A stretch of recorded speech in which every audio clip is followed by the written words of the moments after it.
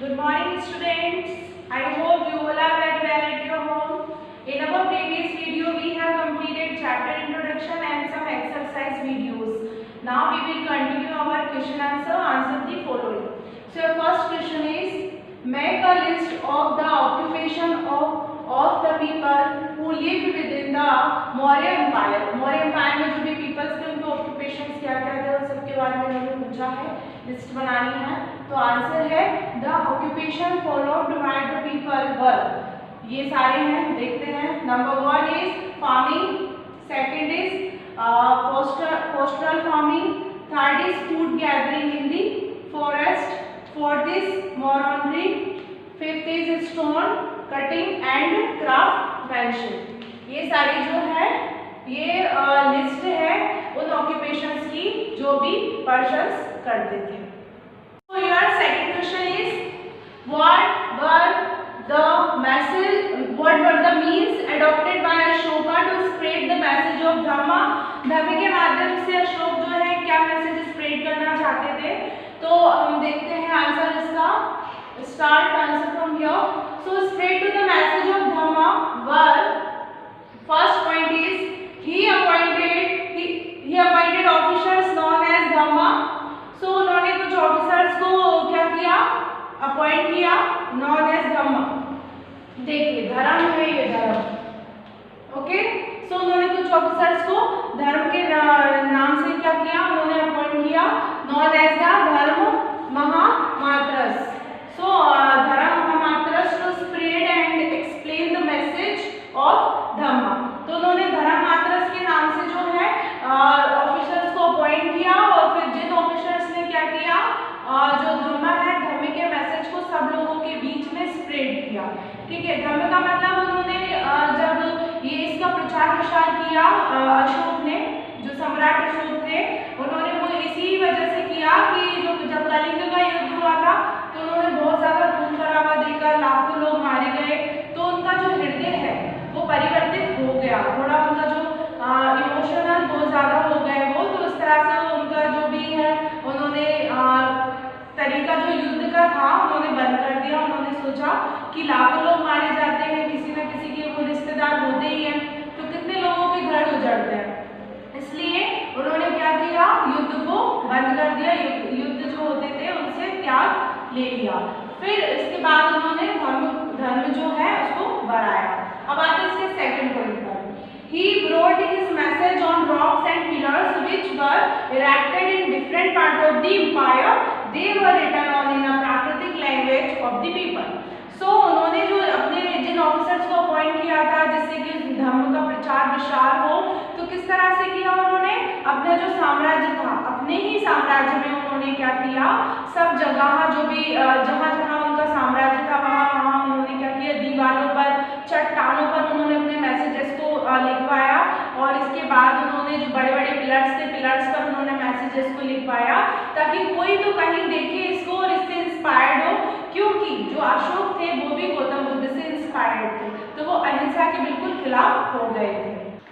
हमारा question number 3 में start करते हैं। Why do you think slaves and servants were ill treated? जो स्लैब्स और सर्वेंट्स हैं उन्हें इल ट्रीटेड क्यों नहीं किया जाता था? सर्वेंट्स नौकर, स्लैब्स गुलाम बोलते हैं। Answer is the slabs were mostly prisoners of wars and servants did manual jobs, so they were ill. क्या होता है, सर्वेंट्स की जो जॉब होती है वो बहुत ज्यादा मैनुअल जॉब होती है, इसलिए वो क्या हो जाते हैं, इल हो जाते हैं। So they were ill treated of the empire. So देखिए again I repeat, the servants were mostly prisoners of wars and servants did manual jobs. They were treated of the emperor could have met the slaves fees if the servants were ill treated, the master could be punished. So क्या होता था कि जो slabs होते थे, जो servants होते थे, उन्हें इल ट्रीटेड इसलिए किया जाता था, जो मास्टर होते थे अगर उनसे कोई गलती हो जाती थी तो फिर उन्हें क्या करते थे, वो पनिश किया करते थे। नेक्स्ट क्वेश्चन स्टार्ट करते हैं। हमारा क्वेश्चन नंबर 4 स्टार्ट करते हैं। व्हाट वाज अशोकास धम्म? जो हमने धम्म के बारे में पढ़ा, धर्म होता है इसका मतलब, तो वो अशोक ने जो धर्म का प्रसार किया वो क्या था? So Ashoka's dhamma did not involve worship of a god और performance of a sacrifice. He felt that just as a father tries to teach his children, he had a duty to instruct his subjects. So students, इसमें अशोक जो है, अशोक का जो धर्म था वो बिल्कुल भी वर्शिप से, भगवान की पूजा वगैरह से रिलेटेड नहीं था। ठीक है, उसमें भगवान की पूजा नहीं की जाती थी, इन्वॉल्व नहीं की जाती थी, और ना ही कोई त्याग जैसे सैक्रिफाइस जैसी कोई चीज थी।